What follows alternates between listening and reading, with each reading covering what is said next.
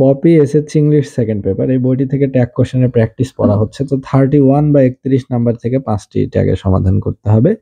এ নাম্বারে বলছে Mrs Alim loves to gossip, অর্থাৎ মিসেস আলিম গল্প করতে ভালোবাসে। তাহলে এটার ট্যাগ হবে ডাজেন্ট শি, ডাজেন্ট শি।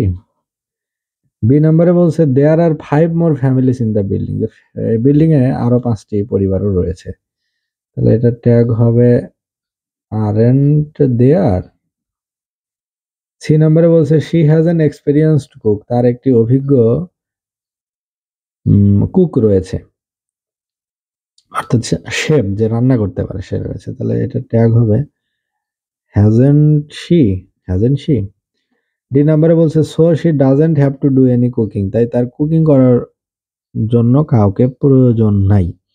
তাহলে এটা হবে শি ডাজেন্ট হ্যাভ, তাহলে ডাজেন্ট হ্যাভ এর ভিতরে আছে ডাজ, তাহলে ডাজ শি। ই নাম্বারে বলছে যে but most of the house wife's don't have house help, কিন্তু বেশিরভাগ হাউস ওয়াইফ বা গৃহিণীদের বাড়িতে কাজ করা সাহায্য করার মতো কেউ থাকে না। যারা একটু প্রিভিলেজড তাদের থাকে, যাদের একটু বাড়তি টাকা রয়েছে, যারা লোক রাখতে পারে, লোকবল জনবল মেনটেন করতে পারে, তাদের হয়। তাছাড়া অধিকাংশ হাউস ওয়াইফের থাকে না। তাহলে মোস্ট অফ দ্য হাউস ওয়াইফের জন্য হচ্ছে দে, আর ডোন্ট থেকে আছে ডু, তাহলে হবে ডু দে, ট্যাগ হবে ডু দে।